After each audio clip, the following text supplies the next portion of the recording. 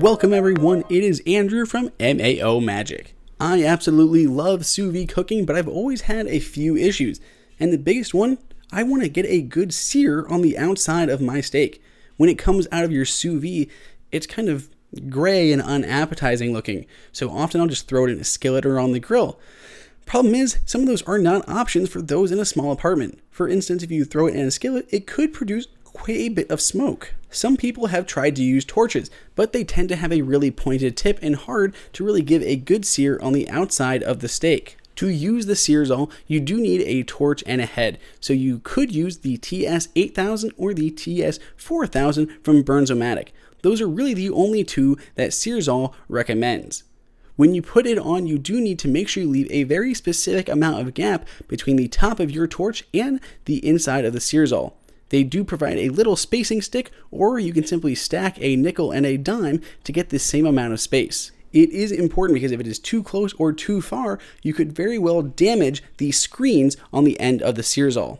Aside from having that specific amount of space, you do need a very specific propane bottle, namely one that just has a wide base. Because this does extend the top of the torch, it could easily topple over, so they recommend using one of these campfire ones, that green one I showed, that's got a much wider base and less likely to fall over.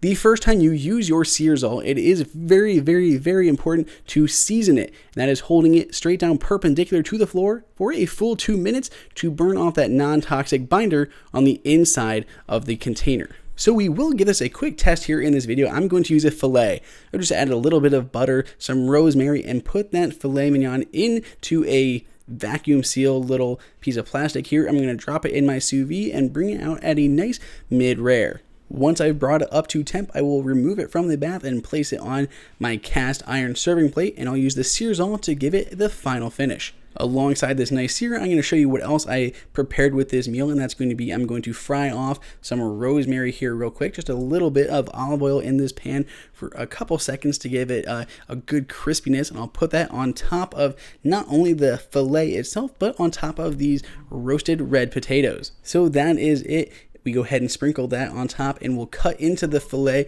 You can see there's a really great golden dark exterior on this filet, and because this is sous vide, you're going to have that perfectly charred exterior but a perfectly pink interior. So this is mid-rare, so this is nice and pink, just the way I like it. You'll see there's very little discoloration as you go through the steak. The inside is all pretty much completely uniform in color, and just the slight color around the bark on the outside. I have been very impressed with the Searzall. You do have to hold it a bit closer than I would have expected you to, and of course because this is a filet, there's a lot less fat content than there would be with something like a ribeye.